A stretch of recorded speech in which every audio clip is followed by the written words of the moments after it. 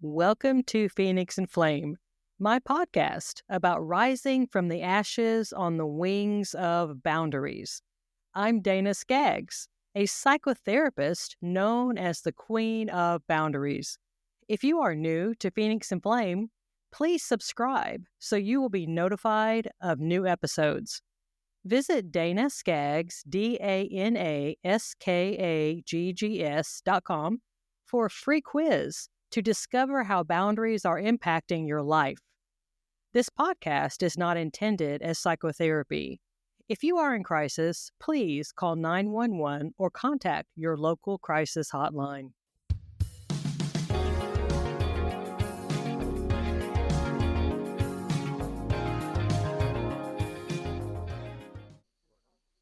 Welcome, friends. Whether you're out on a walk, running errands, or relaxing at home, it's wonderful to connect with you. Joining us today is Victoria Pelletier. Victoria is a 20-plus year corporate executive, board director, #1 best-selling author, and professional public speaker. She has been nicknamed the Turnaround Queen and the CEO Whisperer by former colleagues and employers. She was one of the youngest chief operating officers at the age of 24, president by 35, and a CEO by 41. Victoria, welcome to Phoenix and Flame. Thank you for having me. It's a pleasure to be here. That is wonderful. Now, I also saw your TEDx talk on resilience, which was fascinating. And listeners, I'll put that in the show notes, certainly, because you definitely need to go check that out. So that is a lot. That is Yes. a lot of stuff. I Yeah. mean, how does someone get on a track to do something like that? That's not common. The What you TED did is or my career or both. all of it, all of Oh, it. And we're going to take our time and kind of meander through all the things because I sure. have so many questions. But just to start off right off the jump, it's like how were you able to accomplish so much so fast? I attribute my drive to a few things. I come from like some pretty difficult early beginnings, and both. I'm born to a drug addicted teenage mother, and so lots of abuse there. My adoptive family, thankfully, I was adopted out of that environment. Lower socioeconomic position, and I share that because there was this determination from a very young age that I was going to be better than either the biology or the circumstance. And so I pushed hard. So I started working at age 11. By 14, I wouldn't be allowed in today's labor laws. I worked in a hair salon doing everything except for hair, cash and cleanup and all that stuff. By 14, I took my first leadership role. I became the assistant manager of the shoe store that I worked at while I was in high school. At At 14. 14, which was another common thread for me, although a little less so now that I'm almost 50, but like I was used to always being the youngest. And so in this in leadership in particular. And so here I had, people reporting to me in that role that were like probably 20 years older than me but leveraging that leadership experience. I ended up working at a bank when I was in university, and got promoted through the ranks very quickly. So that first executive role at age 24, where I got recruited out of banking to be the chief operating officer, I still had lots of years of experience. It was contact center that I had, and I stepped into a BPO, which is a business process outsourcing, like outsourced call center, that kind of thing business. So I was young, but I had many years of experience. Even though I was young, I'd been in a leadership role for 10 years already at that point. And one differentiator for me is even when I do not feel it, I've always shown up with confidence. I believe that for many people, they view confidence as competence. It's not always the case, but I think that helped me step into that early executive role. And just, the drive, as I shared, comes from wanting to do better, to be better than where I came from. And my mom said to me at some point when I was 11, she's like, Tori, you need to do better than us. She meant get an education, like get a better job than they have. And so, unfortunately, she passed away many years ago. I think she'd be very proud if she saw what I actually have accomplished. Absolutely. That's amazing. I mean, what you have accomplished, it is huge. And I really love the premise of Phoenix and Flame is for all of us to recognize that we're all kind of on different paths of life, and there are different things in our life that feel like fire that is just burning the shit out of us, and we end up in a pile of ash wondering if we're ever going to climb out, and then somehow we do and we rise like the phoenix, and then it happens. It's not a one and done thing. It just keeps happening. If we level up, it keeps happening and happening. And so some of the stuff that you were saying, and you'll notice as I kind of look down periodically as we're talking, because you will say something that will kind of jog a thought or a question in me, but I won't want to, interrupt your flow. So I'll just kind of jot down my thoughts. Several things that I'm thinking of already is I resonate some of the things in myself. I see it in you. And I was wondering if you felt like, and I've talked to other people as well that are high achievers, that sometimes, particularly with women, we can be very, very independent when sometimes our situations aren't particularly reliable or secure or stable, because we sometimes learn that we have to kind of depend on ourselves. Do you feel like that was any of your experience or not so much? Oh, it is for sure. I mean, um, my parents, I never had to worry about like food insecurity and not having a roof over my head, but there was not a lot of money for anything else. So that's why I started working so early for anything extra I wanted. But it instilled that sense in that like I'm responsible for me and what I want to achieve. And whether that was material possessions, buy the Walkman back then, kind of Oh, aging me for sure. But whether it was for that or then as I got, older, I recognized it's on me. And I have always been the primary provider in my relationship. So 2 marriages for me. And in both, I've been the higher earner, primary provider. And even when I dated in between, like it's just sort of consistent. And it weighs heavily sometimes, but at the same time, I just think for me, I know I'm driven and I have the need to succeed and support others, and in this case, my family. hmm it sounds like you've done a great job. I know that sometimes those of us that are in that category at times, it feels a little insecure to rely on other people. We might want to, and even cognitively know that we can, but emotionally, that's a totally different terrain. And so sometimes for those of us in that pocket, it was just kind of like I'd rather just kind of do it on my own, thanks, and just know that it's there. And I was also wondering as I was listening to you talk, what do you remember being like some of the main obstacles as you were on that path, starting working at 11 at the hair salon, you're 14, you're already a manager, moving on. As you look back now, what do you remember being some of the main obstacles in your path that you had to try to overcome, deal with, acknowledge, accept, any of the things? Uh, Many, quite frankly, I talked about showing up with confidence, but the reality is, I was very insecure, and some of that's the early beginnings. The fear of rejection, of maybe not necessarily being liked, but my early beginnings with my biological mother and being given up and all of that just sort of somewhat scarred me, and it took me a lot of years to work through that. So there's a lot of insecurity that's within me, and I think I showed up in a very particular way. I talk about in the TEDx around resilience and what I refer to now as a healthy way of being resilient. So for me, I had to learn to break down the barriers that I put up to protect myself from Mhm. getting hurt, from rejection from others. And so I showed up from a work perspective, all business, all the time. I didn't want to show vulnerability, again, to protect myself, but also being a young female leader, I thought I had to show up that way. Mm. I thought that, and some of it was from what I saw, not only in television, but in my own work experience. I saw this like top down approach of, command and control. You didn't see emotion and vulnerability. So I learned a bit of that, but also it was also my own nature to bring that down. And so I showed up in very particular way, and I got a nickname as the Iron Maiden. And so I needed to gain confidence in myself. love myself truly. I think head and heart were very different. I could say it, but did I really feel it? So I needed to Mhm. be love the woman that stared back at me in the mirror and all that that meant and being comfortable with, my whole self and being okay with sharing that with others. And also recognizing that you can still be a really strong leader and performer by being empathetic, by demonstrating and showing emotion and vulnerability.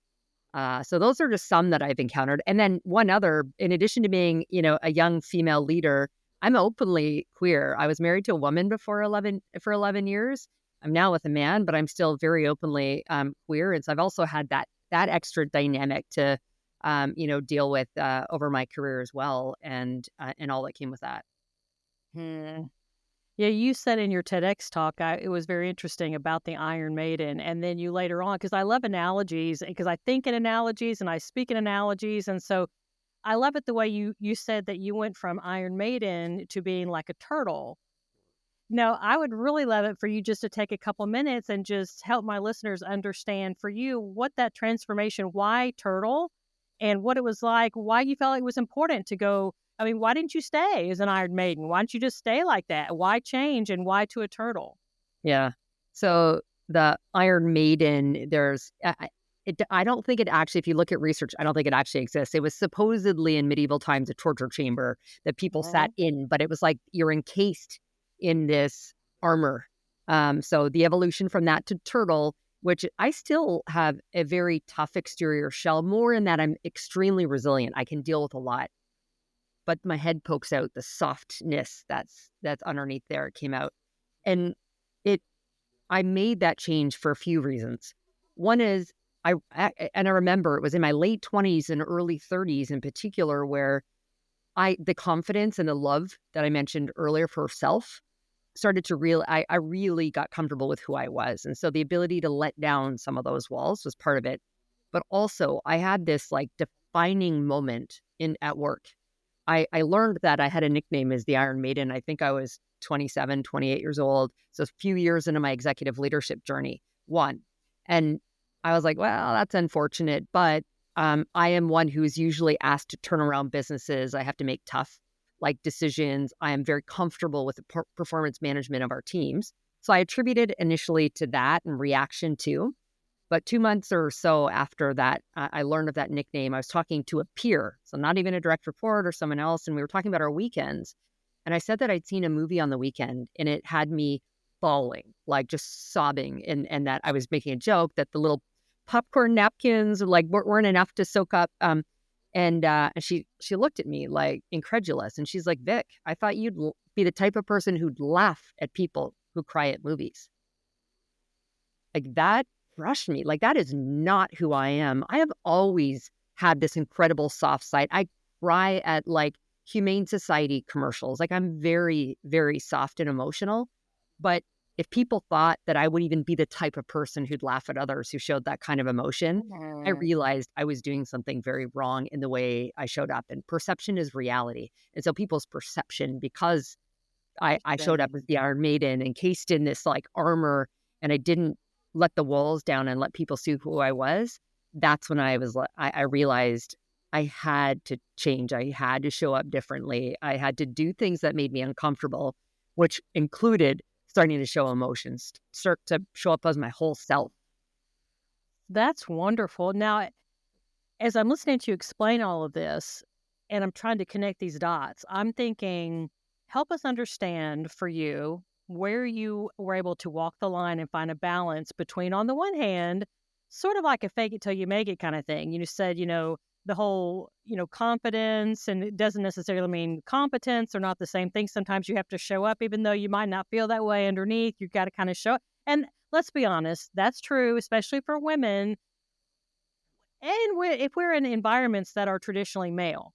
And I have spoken to countless women that are in those positions, and like it or not, that's just the way that is. You just kind of you have to read the room, and so sometimes you have to present that. And so it's sort of like a fake it till you make it thing. But then I'm also hearing you say that you had a journey of acceptance, like learning to accept yourself Yeah. and find that place and to be more comfortable in your own skin and to not to be able to let go of that and to be who you were authentically in that environment. So how did you manage to find that balance in between that? Um, I don't, I'm not totally sure, to be honest. I think it was a culmination of a bunch of things that happened both professionally, as I said, this like conversation I had with a colleague and learning the name to make and subsequently I shifted to another company, and that was actually my opportunity to go, I'm going to be different. They don't know me. They don't know the Iron Maiden. So that was an easier shift and pivot for me. But even to starting to reevaluate. There's one thing my mom and my mom for me is the woman that raised me, my adoptive mother, and she had tried to teach me a lot about, and I didn't appreciate it till later. This incredible amount of like self awareness and self reflection. She'd sit me down for hours and like, Tori, let's talk about like why you're acting out. And I hated it as a teenager, but I started to utilize some of those techniques, which helped me understand why I wasn't happy, for example, in my first marriage, and making the difficult decision to leave it because I wanted to focus on happiness. And it was a balance between what that meant for my family to leave and, my children who had to deal with divorce, um, to ultimately my happiness and trying to demonstrate for my children the kind of relationship that, I would want them to aspire to have as well. So it was things like that to, um, also, so my ex-wife, actually had cancer the first time when I was 7 weeks pregnant with our youngest. And so went through that battle. When we got separated, she was supposed to be cleared fully in remission, 5 years cancer-free. And several months after we, separated, her cancer came back. And she ended up passing away several years later from it. And that too changed things for me because as I evaluated what's important to me, and as the saying is health is your wealth. And so thinking about that, to thinking about the fact that material possessions meant something to me, given that I came from none of that when I was younger, I shed a lot of that. So I really just evaluated like what's important to me and also what kind of I'd achieved a fair amount of like career success, but like what do I want to be known for? And so all Mhm. those things entered my mind and started to shift how I showed up, again, what I viewed as my definition of success and how I wanted to be in the world, period, for my family, for myself, for community, et cetera. Just a lot of evaluating going on there is just where you stand in all the different spheres of your life. And as I'm listening to you talk, and I I'm very a huge proponent and passionate with boundaries. Yeah. That's kind of my big platform. And I'm kind of wondering for you at work, and also you mentioned home life, work life. What were some examples that you had to set boundaries along the way, whether it's with coworkers, whether it was, owning your own stuff and not owning someone else's, and trying to put those lines down in your personal life, between personal and work, at work, all the things. What Yeah. are some examples of when you did that? Um, Being able to create and live by the boundaries I've created have actually been a big part of what of any success that I think I've had in my ability to do a multitude of things. So, for me, really simple things like blocking my calendar. Work out 6 days a week. And so I work out first thing in the morning, but I found working in global organizations, people would just book me for these early morning meetings. So I just blocked my calendar. Doesn't mean I don't take Mhm. early morning meetings, but it's by exception and I need to approve it versus just jam it into my calendar to, blocking like 2 30-minute blocks on my calendar because I'm back to back to back to give me some breathing time, catch up on emails. To uh, There's a boundary I cross by choice. When I travel, when I go on vacation, I choose to look at my work emails and clear them. I don't want to come back to 1,000 emails. That's my choice. So I'm clear with my team. Do as I say, not as I do. I don't expect you to do that. That's a boundary I've chosen to break, if you will. Yeah. Um, but also, I made a decision.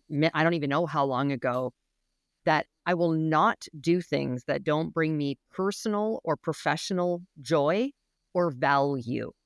Now, some of those things still need to get done. So the stuff I can say no to, I do. And then for those I can't, like, cleaning your home and doing your laundry, I outsource it or I delegate it to other people, both, again, personally and professionally. So that's how I've been able to do it. And last thing I'll say on that is, um, I well, I hate when people ask me around, how do you balance it all? I sit on boards, when my kids were younger, all those things. For me, it's all life. Don't ask me about work-life balance. It's just life. And so I think with that, you learn to compromise and make trade-offs when it's the right thing, for either for your career at one point or for your family. And I hope that if you do that in the long run, you'll recognize it was the right balance. I will use the word balance, but of those kind of trade-offs at the time for the Mhm. right. Yeah. What I'm hearing you say is using a lot of fluidity, that you are just very respectful at each chapter of your life because each chapter is going to be different. And so instead of having some kind of across the board rule, that you just really used more the fluidity of what worked best for you at the time, depending on what the demands were. Yeah, exactly. And again, it can evolve and change over time. So, and I think about it now, I'm an empty nester. So again, how I choose to spend my time is different, and I've got capacity to do things that I might otherwise have said no to before when I was taking the kids to their hockey games. That, it's kind of impossible to over us. I mean, that's when you become an empty nester and when you've been involved, when you have children and you've been involved in their lives and you're running around to this and that and this and that. And I'll never forget the moment. And I have forgotten a lot of things in my life, I'll tell you, but I can still remember sitting in the floor in my room and my husband walks in and says, "Well, what do you want to do?" And it's like my brain couldn't, like, does not compute.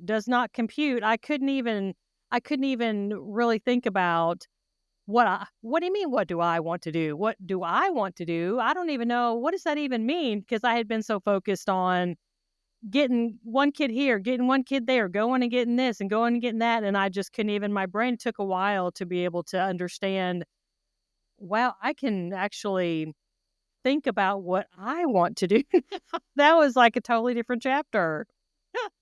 Yeah. I'm wondering for you, you had a question that I really liked, and it was saying that asking about how to create the DEI, the diverse, equitable, inclusive organizations and communities, and that's kind of a big topic these days, and people are talking about that from different angles. I'm just kind of curious about your experience and your passion for that.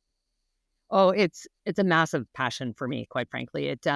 I I love. First of all, I'm originally born in Canada, which I'm proud of the culture in Canada that is much more accepting of diversity. Like it really is an inclusive culture and environment. So that helps.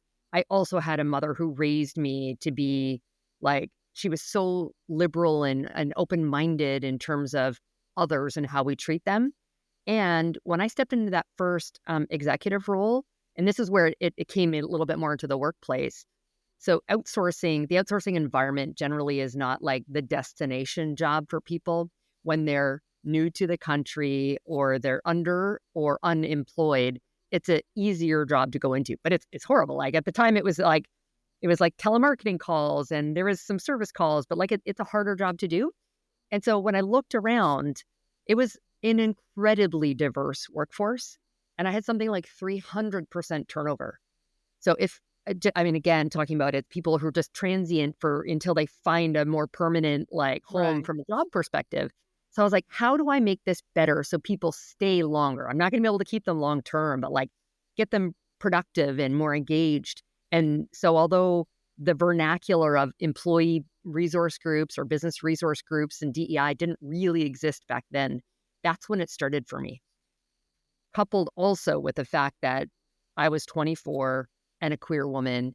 So I was the only. And so my own experience plus what I saw around me is when I focused on it. And so for me, it's like it's a through line through everything that I do, not just in work, but in like community in the world at large. So when I post on my LinkedIn profile or my other public channels, it's often something I talk about. When I mentioned earlier legacy, what do I want to be known for?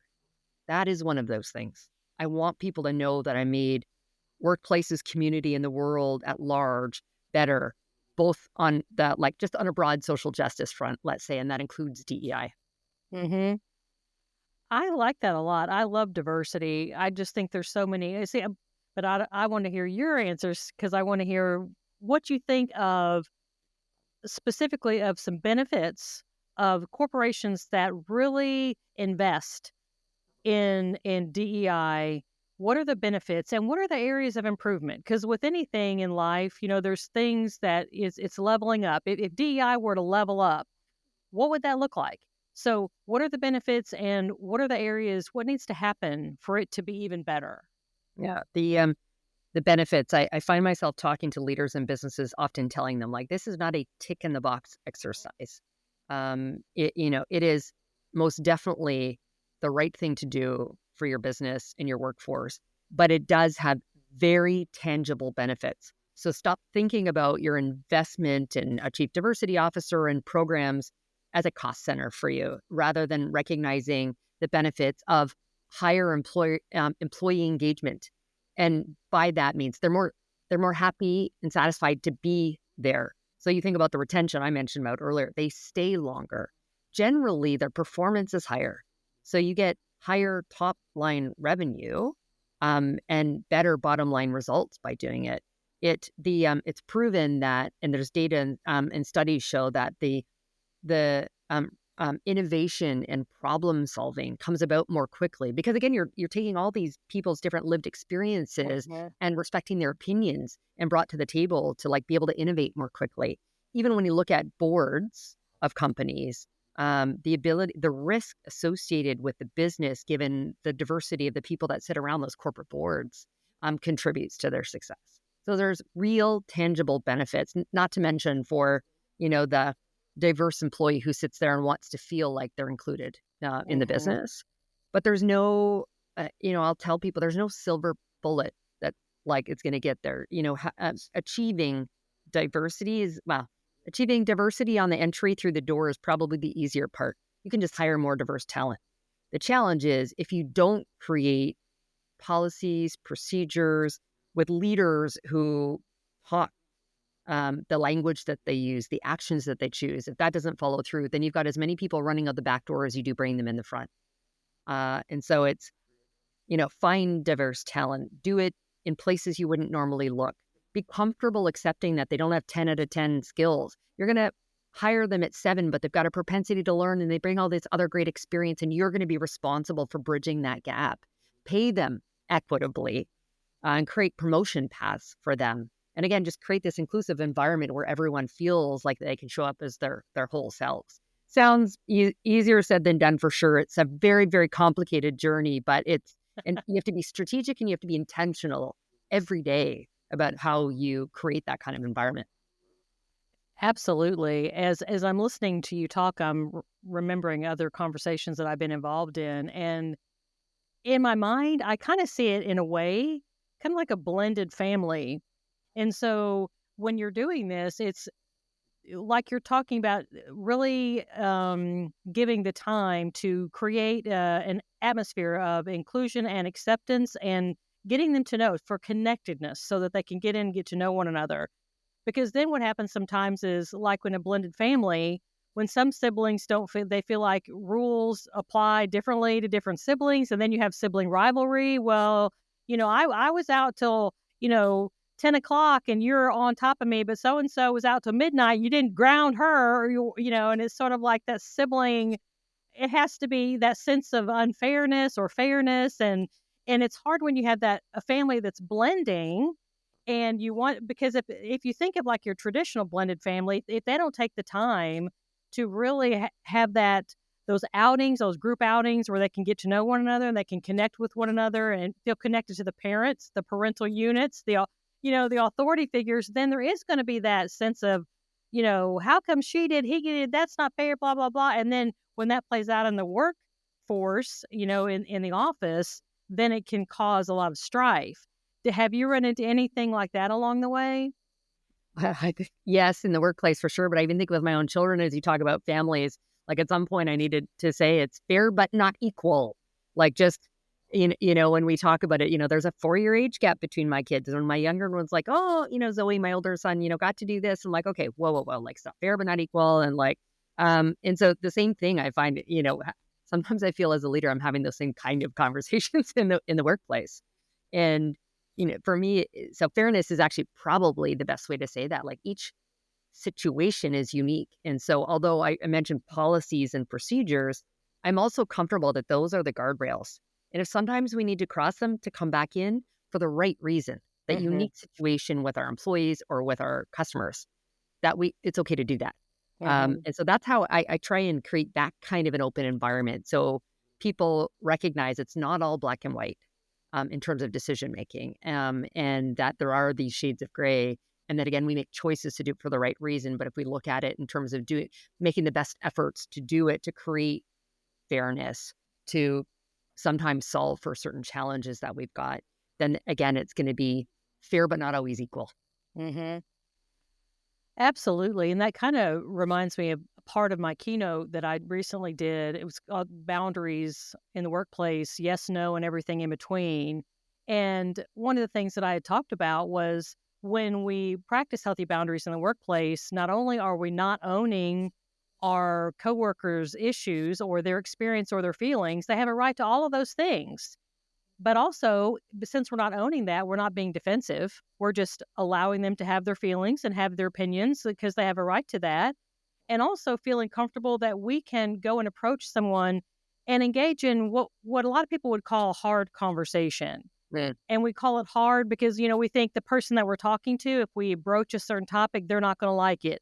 They're going to respond back with vitriol, or they're going to call us names, or they're going to, ice us out, or whatever the case may be. But when we're practicing those healthy boundaries, we have that confidence to be able to approach someone very respectfully and say, this is a concern that I have, something that's going on in the office. Can we have a conversation about it? And I think if we could do that more often, then the issues that come up from DEI and other issues like that, it could be resolved so much better. And really, we all benefit from our different varieties of backgrounds and opinions about things. It would just be a lot better. Agree. I embraced long before the book came out, but the book Radical Candor by Kim Scott. That's been my philosophy. So to some extent, my Iron Maiden came because I always had those hard conversations. I just didn't balance it with a little bit more of empathy outside side of that. And but I think that doing that from a place of care and compassion does solve for a lot, in workplace and beyond. Quite frankly. Mm-hmm. Absolutely. And see where we can do that when we're practicing healthy boundaries. We can have compassion because we're allowing those people to have their own experience, and we're accepting that because we have a right to our own experience as well. So, Victoria, and I've heard you call yourself Tori and Vic both in this interview. So I'm not really sure what to call you. So I'm just going Yeah, yeah. There's many nicknames. Was never Vicky, but got you, got you. So for the listeners out there that are thinking they are really interested in what you've shared and want to hear more about you. And of course, like I said, I'm going to put the link to your TEDx talk in the show notes because it was fabulous. You guys have to go watch that. You're a very good public speaker. You have a very presence with yourself, and not a lot of people have that. So that's kind of an innate ability. What I have here is the website is victoria-pelletier.com. yes, exactly. That's the Okay, best place. They can link out to other platforms if they choose. got you. And you have several books that you've written. Yes, I have. I have Do you three. want to list? I haven't listed out here, but I would rather you say tell us what your books Yeah. are and briefly what they're about. So the first one, I was approached by a publisher to be a contributing author. So I'm one of many in a book called Unstoppable. That's my life's philosophy and motto. And I like sign hashtag Unstoppable all the time. So that was like just destined to be. And so I'm the first chapter. And that's probably one of the first times I put pen to paper around some of what I talk about now, that those early experiences. And then the next one I wrote is on personal branding. It's something that I worked very hard on for 20 plus years, again, without, calling it personal brand that long ago. That's really what I was doing as I started to lead commercial teams and recognize that people do business with people they like and trust. therefore want to do business with. And Mhm. and particularly, in the and I've been mostly B2B, same thing, like all the decision making, and it comes down to trust in relationships in conjunction with the value that you might be able to bring them. And so I wrote a book called Influence Unleashed that talks about that. I find far too many people get it wrong. They focus on one thing, what they do and who they do it for, but not all the other elements. So that was that book. And then the last one is called The Power of Whole Human Leadership. And this is a little bit of the lessons I've learned. I'm trying to help others on their journey, from that journey from Iron Maiden to Turtle. And so each of the chapters kind of walks through a variety of pieces around being more of a whole human leader. I love it. Love it. Love it. Victoria, thank you so much. I know you're super busy. And so, and listeners, you don't know this, but Victoria and I tried to get together another time and we had some glitchy stuff going on and she was so patient and hung in there. And this is our second time of trying to get together. So thank you for that because I know you have like 1,000 million other things that you could be doing right now and you've given us your time and your experience and your wisdom. Thank you very, very much. Thanks for having me. Listeners, I know that you've heard multiple things today from Victoria that you're thinking, oh my gosh, not only is this awesome, but I have a best friend. I have a coworker. I have a family member that they absolutely need to hear what Victoria has to say. They need to get her books. Take this podcast episode, copy and paste the link, text it, email it, put it up on your favorite social media sites so that we can grow our Phoenix and Flame community and let everybody know you are not alone. I'm Dana. This is Phoenix and Flame.